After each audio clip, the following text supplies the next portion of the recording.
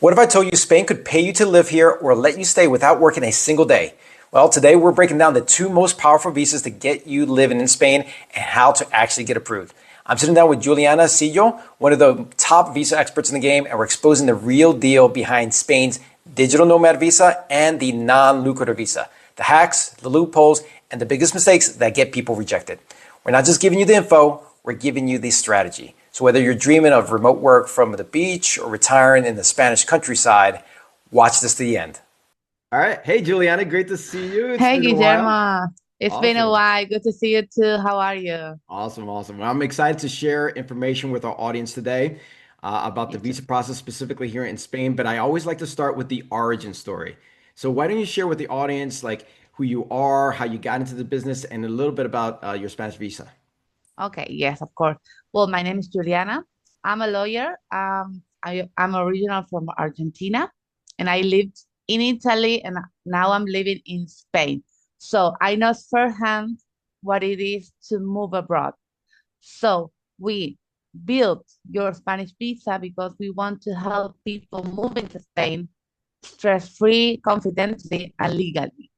Because I know nowadays people trust on Facebook groups, TikTok accounts, ChatGPT, but it is important to do the process to move into Spain with a lawyer, with a qualified lawyer, not just like a bot or a gestor, that someone that doesn't know the law in detail. So that's why we built your Spanish visa. I've been helping people for many years to move to Spain. Yeah, for sure. I get that so much. Like there's so much misinformation out there, and Yes, having done it ourselves, it is rough. Like all the mistakes. You don't know what you don't know. So you might find some exactly. information in a blog or a Facebook group, but they don't tell you about, you got to get this or that, or if you miss this deadline, you're gonna lose your residency. So Exactly. And also, what worked for someone in Canada may not work for you that you are in America or you are in Asia. So it's personal experience work, but not for everyone, not at the same time. absolutely. So what are some of the common challenges people face when they're going through the visa process? Well, trusting Facebook groups. Also, thinking that maybe just by reading the law, they can do it. And bear in mind that we are working with Spanish government, with Spanish bureaucracy, that with officers that can interpret the law differently. So Yeah. just knowing the law is not enough. And also maybe starting with not enough time. Because maybe people think, okay, in a month I can gather all of the documents, and within the next month I can be in Spain. Yeah, no, there's a lot of lead time, and I can't emphasize that point. It is being interpreted by different officers at different locations, and we're actually going to be doing a YouTube video very shortly that's going to drop where we had experience. My wife went to renew her visa, and Mhm. she talked to one person for a second. She had to go out get her printed documents, came back, met with somebody else, and they gave her a completely different answer Yeah. literally within the last 30 minutes. So it is Yeah. absolutely part of the bureaucracy, the beauty and the frustration around Spain. Yeah, it is a beauty because then the following day you start laughing because you remember what happened because you were really stressed. But it is tough and you need to organize things with time. Absolutely. Cool. So why are people choosing Spain as their expat destination? Why do you see that? Because of the quality of life, like the food, the groceries. It is an affordable country. Nowadays, of course, you have seen, or maybe you have seen as well, that it's been not that affordable, but it is to continue being. And also, it's the perfect place and country to uh, search and go travel around other countries in Europe as well. So I think because of the high quality of life, because it's close to another country in Europe, also it's a really good country for permanent residency and for Spanish nationality because it can help if you have a double citizenship, for example, in either country, America, like from America, you can obtain citizenship after 2 years. And this is not that happens with all the countries in Europe all around the world. So it's a good place to start. And Yeah, also like we have a great work-life balance, different absolutely. from America, like for example. Yeah, for sure. I mean, those are big reasons why we did it. Now, as my kids get older and they're thinking about, university, like the cost of university is a big compelling reason. So like that, we're contemplating that piece as well, getting the Yeah. citizenship so that our kids are EU citizens as well. And instead of Yes. maybe Also spending, health, oh, for private health sure. system. Yep. It's really nice. Really, It's really not nice. that expensive. Yeah.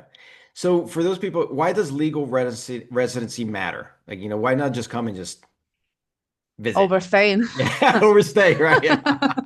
No, please don't do that. Not that I'm Don't. advocating that, right? I'm just saying, why does it matter? Right? No, because it's like give you peace of mind living here with a legal residency. Also, you can have access to public health system, not in all visas, but some of the visas you can have access. And it's really nice because it's like public health system that you can go. And also it's a you can obtain residency, and after 5 years you can obtain permanent residency, and after 2 years some countries can obtain citizenship. So living in a country legally is not just because we like law and bureaucracy, Yeah. because it gives you peace of mind. You can travel around all Europe, all the world, knowing that you can come back and Yeah. then you will re-enter the country. Yeah. And that's a really good point. Like if you're Latino, you're one of those countries, Yes. right? Like, it's easier. You live here 2 years. There's some hoops, right? There's some, like everything else, there's processes. Like I had to find out there's an actual certificate to be a Puerto Rican citizen. I had no idea. And so I had to go, Wow. yeah, that actually has been the hardest piece is getting that from remotely. But yeah, Mm. it's absolutely, and it gives you such great benefits. So tell me about, let's talk about some of the more popular visas. One that didn't exist when I first came here. Let's talk about the Digital Nomad Visa. Can you tell me a little bit about that? Yes, because the digital nomad visa is a really new, it's like a 2 year visa, right? Yeah. It's recently new. Okay, so the digital nomad visa is a good fit for non-Europeans. Of course, you don't need to be European, you cannot be a European, and employees, freelancers, or entrepreneurs. And you need to be working remotely for non-Spanish companies. So you cannot be from a European country and you cannot offer services to a Spanish company, and you need to be working remotely. So it's a new law that the Spanish government implemented to attract like freelancers and people from around the world. And you need to have a written contract with this company. You cannot just be working like project basis. No, you need to be working with them and having monthly incomes.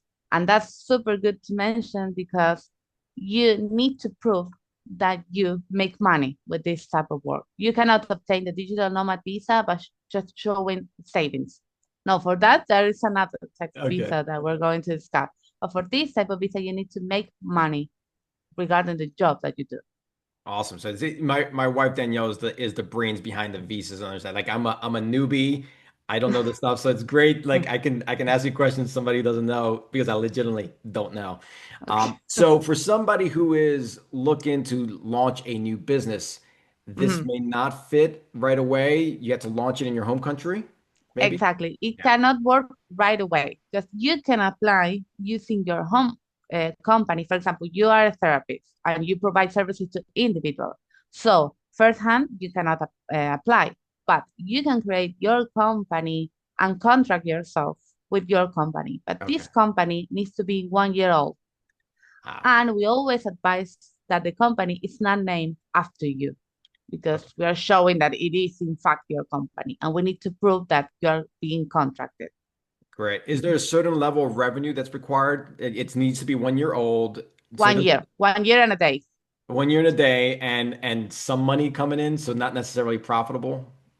No, it's like by the company. No, we Okay. don't need to show like the company monthly Okay. income, just your monthly income. So what it needs to be done is you transferring money from your company account, bank account, to your personal bank account Got it. for Got at it. least 3 months. Awesome. And is there how much income do you have to show? Is there a minimum amount? It is the minimum. It's twice the salary in Spain. So every year will be increased. So today, it's like August the 1st, 2025, is for just one applicant is 2,763 euros Per month or so per? per month. Okay. Yeah, So you it's have twice the salary. So twice the for a salary. family of four, for example, it's 4,000, almost 500 Okay. euros. Interesting. Very good. Good to know.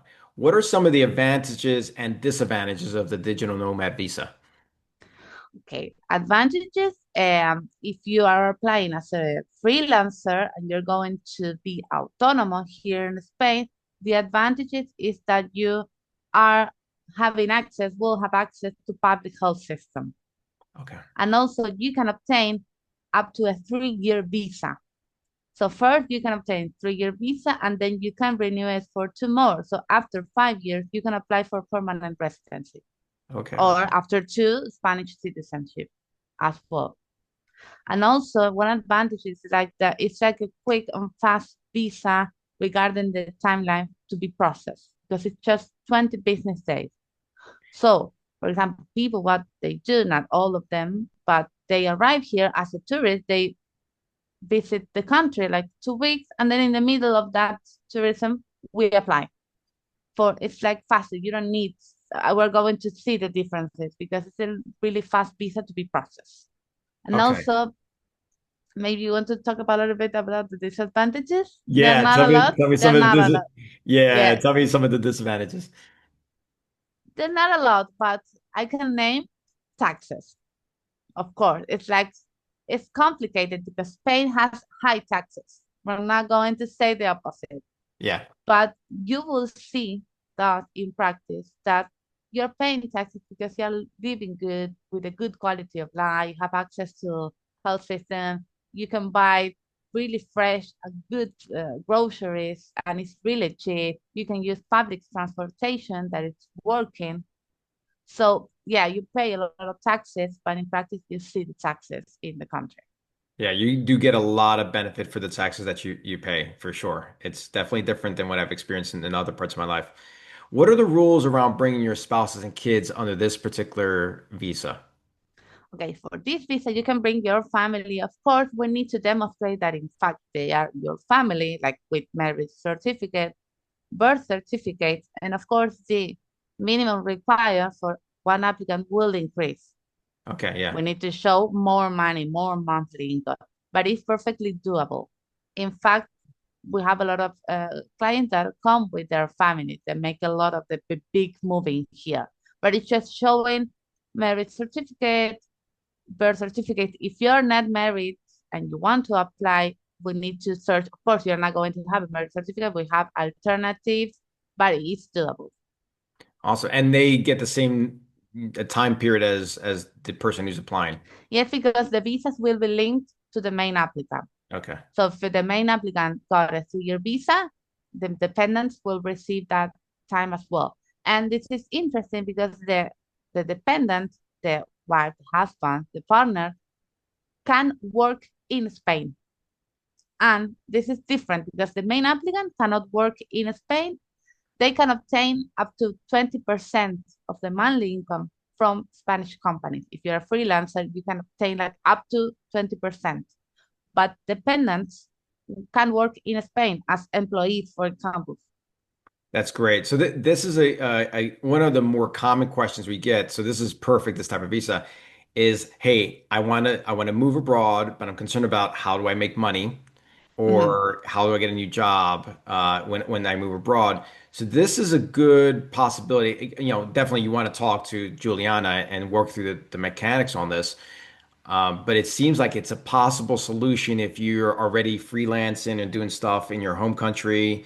Maybe you get a spouse or significant other that then can get a job in a Spanish company while they're here on this visa, while you're taking advantage of the digital nomad visa. It's a lot of good things Mhm. for it.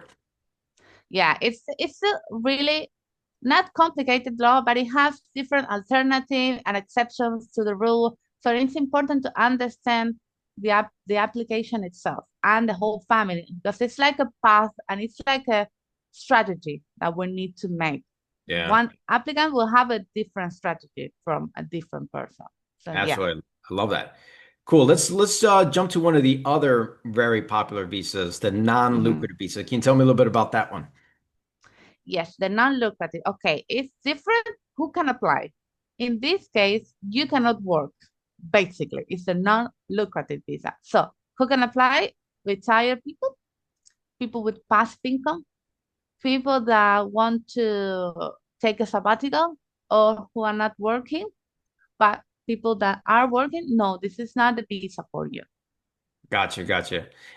So what are the advantages and disadvantages? Well, let's talk first the timeline on Mhm. getting this. So let's work backwards. Okay, the timeline. Okay, first we advise to start in the digital nomad as well. We advise to start the process up to 6 months before your moving date. Could be a little bit less, but bear in mind that in this type of visa, you need an appointment. Mm, Basically 90% of the consulate. So starting early can help you to book the appointment you want to book. Because, for example, you have 2, 3 months of document preparation, criminal records, apostils, medical certificates. And then you need to have an appointment. And I don't know if you have read like the forums, but people are booking an appointment 2 months in advance because if I want to book an appointment today, I can find one for October. So it's important to start beforehand and before time because you need to have that. And also, the consul once you go to the consulate, you share your documents. It comes the waiting period that is up to 3 months. yeah, So, for example, now that the consulates are putting emphasis on students' visa because it's just the end of the summer, non-lucratives are taking like 2 months or maybe more. I've So it's experienced not that. just yes. My clients as well. It's like, okay, I want to be in Spain next month. No, because you have like 2 months of documents. Then finding the appointment, then waiting for the resolution. So it's you need to be patient here with this type of visa. Yeah, I mean, And also, yes, tell me. no, no, you go, please. And also after that, let's say your visas are approved. We celebrate, of course. Okay, you need to go back to the consulate. I know some consulate they deliver the passport, but in some cases you need to go in person to pick up the passport. And that means that your passport will stay at the consulate maybe for 2 months. So you cannot travel. So you need to wait here in your home, waiting. And then you need to travel to Spain, like and you have 90 days for that. And after that, the process is not over and you need to do your residency card. So imagine. Yeah, no, I'm imagining it. So like for I don't talk about much on our YouTube channel, but I also was a lawyer. And so I practiced for many years, 11, 12 years. Mhm. And it's literally the same conversation. You know, I was a business attorney, somebody creating their own business or writing their own contracts. Like it's what you don't know that can get you in trouble. And a lot of people will try and do this very complicated process by themselves. And like you mentioned, the apostille, like Mm. uh, no other walk of life do you deal with that, right? That's a specific thing. How would you know about that? Right. And that is a big piece like that holds up the process because you got to get that done and you got to get an appointment and you've got to get that processed. It's why you need to be using somebody like Juliana because this process is complicated and you miss one piece and it can just unwind the entire process. And the lead times are long, right? It's not just, hey, I want to live in Spain. It's plan, plan, plan, plan, plan, do, do, do, do. Yeah. Yeah. And you need to learn things that maybe you've never heard of it, like an apostille. If Yeah. you don't need to move, if you don't need to do things abroad, you never heard of that. You don't even know what it looks like. So it's a whole new planet, this like Yeah. immigration process. I still don't know. My wife handles all the stuff. I have no like I know the name. I hear a curse about it every other like few months, but I have You hear like apostille, that apostille, like stupid opposite. I understand. I understand that completely because I did that. I did everything to live here with my husband, and I also did that. Yeah, So yeah, my yeah. husband can hear like apostille, apostille in the Yeah, background yeah. as well. Very cool. So what are the specific financial requirements for the non-lucrative visa? Okay, great question. You have two possibilities. You can have a passive monthly income, maybe because you are retired and you have like a social security monthly income, or you can show money like yearly. So for passive monthly income is 2,400 euros per month. And if you want to show like yearly, it's almost 29,000 euros, almost 30K. That's yearly. And if you want to bring dependents, like you can, you need to add in the monthly passive income 600 euros per month, or yearly is 7,200. So Is you that need to per sum is that per person, or for instance, per I person. I have a family of six, so You need it's to sum like just keep on 30K plus. Yes, yes. yeah, just keep on adding. Right. Yeah, Okay. I think that happened to you when you're summing. Yeah, like cool. That's let me just add all that up. And then Yeah, and then the passive income is again per person. yeah, per person as well. And how do you demonstrate this? Okay, using bank statements because you have savings, because you have been saving your whole life. Passive incomes could be investments as well, but this needs to be liquidity, like in liquidity money. You need to have access to this investment. And also, maybe you sold your house and you want to use the money that you earn by the selling. Of course, you can do it. We need to demonstrate that the money that you have comes from the selling of your home. Okay, very cool. Can you volunteer or study while you're on this visa? Yes, you can. You Okay. can study, you can volunteer. What you can't do is working and earning money because of the work that you do. So you can study English, you can volunteer in shelters like dog or for elderly people. Of course you can. Yeah, great. What happens after year one? Because the first year you get it for 1 year, then what happens after that? The first year of the visa is goes really quickly. It's just 1 year. What happened this first year? So you need to renew it. And the renewal is for 2 years, not just for one. So that's good news. And it's more straightforward because you will do it in Spain. You don't need to go back to your home country because now your country is Spain.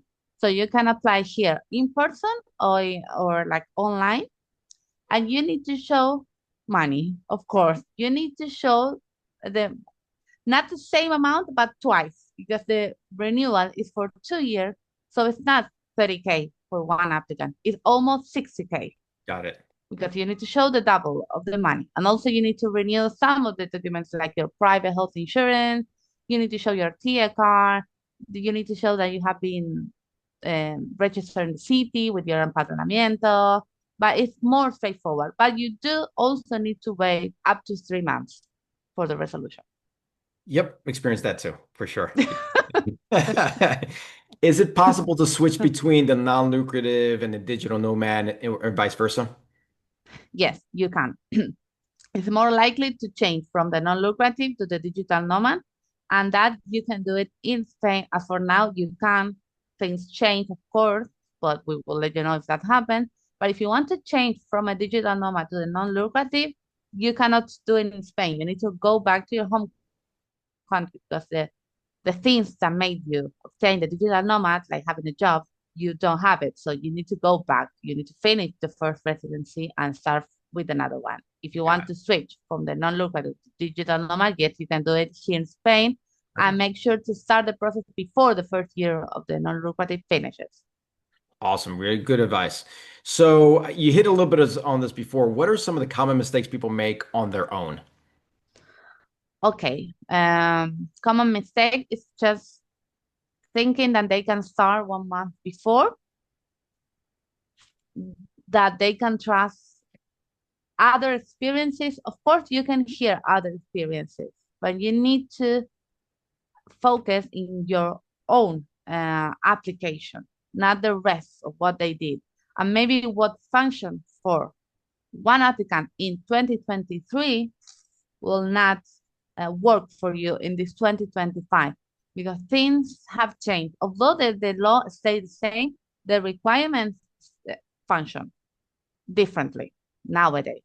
And also, for example, traveling to Spain for the digital nomad is like without having the documents and overstaying, or in the non-lucrative situation, it's like not not starting ahead of time, not having enough time to prepare all of the documents. Another misconception could be not apostille the right document. For example, the FBI in the US needs a federal apostille, not a Yes. state apostille. Not translating the document using Word translators. You cannot use ChatGPT to translate your marriage certificate, for Yeah. example. You have to get like registered translators in order to do that. Exactly. And a very common mistake. So, Julia, tell me what you and your team do differently. First, we have a personalized dashboard. So once you become a client, you will have a personal and tailored dashboard for you that it will be different from another applicant. So it will be tailored to your case specifically. What we do differently, we offer free consultations for people that are not sure or have concerns about the process. And we have everything registered and online into a platform. So, of course, we conversate through email, but having a dashboard will help them to organize and have the documents there. What we do differently, you talk with a real lawyer, it's not a chatbot or an anonymous person on Facebook. So you know that your person will guide it with a qualified and professional. That's awesome. Yeah, and that's a great way. Like, hey, jump at the opportunity to free consultation. Like, understand Exactly. all the moving pieces. This is not one size fits all. You need advice and guidance, a coach in this area. Exactly. This is probably one of the more complicated things you can do in your life. I mean, think about moving to a different country is not a thing people normally do. When you look at sort of like the larger population. So why would you just wing it, right? Get an expert like Juliana, right? And they can help you. Her and her team can absolutely help you. Um, Exactly. awesome. Well, thank you so much for your expertise. I really appreciate Thank you, it. Guillermo. Yeah, Thank you. It was really nice meeting you. We're going to see each other again for sure. for sure. Yeah, you know what? In fact, we are going to see each other for sure because we're launching our expat mastery course September 28th. You'll be a guest there to walk through it. And we are going to have a more robust webinar series where we go into all these details at a much deeper level. So look out for that. So, Julia, I have another question for you. Of course. What consulates are there certain consulates that are just easier to work with, get approvals versus others? Any advice on that front? Yes. Nowadays, they're not easy consulates, are more difficult consulates. Maybe what's working now may not work the next month. So don't focus on that. You're going to go to the consulate based on your location. So in states we have different consulates, and around the world we have different consulates. So it's based on your home address. So you cannot change that unless like, you change your address, but it's a more difficult process, takes more time. So the important thing here is to start with time. Maybe I can say today that the Washington, D.C. It's the best consulate ever, but next month is one of the most difficult. So Right. don't focus on that. What you can do is like go into Facebook groups. I didn't want to say this, but to see, okay, I book an appointment today for 2 months. Maybe there's one person saying, okay, they asked me this. Okay, and I got my visas after 2 months. So you know the timeline, not based on the requirements. The requirements are similar, not the same, and that's why we in the dashboard that we have, we specify and we tailor your situation based on the consulate, Yeah. but you can see other stories based on the timeline. That's like that makes one consulate easier than another. See, that's even more reason to hire Juliana, right? Because that information changes regularly and you need to Yes. get updated. And you could like if you do that, we had options, right? We had options to we actually went to New York. But if you told me, hey, DC looks like the wait time's a little shorter right now, strategically, I'm okay with that. I can go north or I can go south from Philadelphia, right? And so Yeah, of course. super Well, important. New York, for example, is different. They don't work with BLS. The appointment booking is different. Regarding taxes, it's different. Also, it's different when the time you apply, like 5 years ago than Yeah. now. Now it's completely different. Yeah, for sure. Super informative, right? You know what? If this episode lit a fire under your expat dreams, then smash that like button and share with a friend who needs a one-way ticket to Spain, and subscribe for more insider guides every single week. And if you're serious about making the move, we've dropped a link below for Giuliana's visa team and our step-by-step relocation guide. So don't wait, these visas are hot and spots fill fast. This is Expat Livin, helping you get you from where you are to where you want to be. Let's make that move.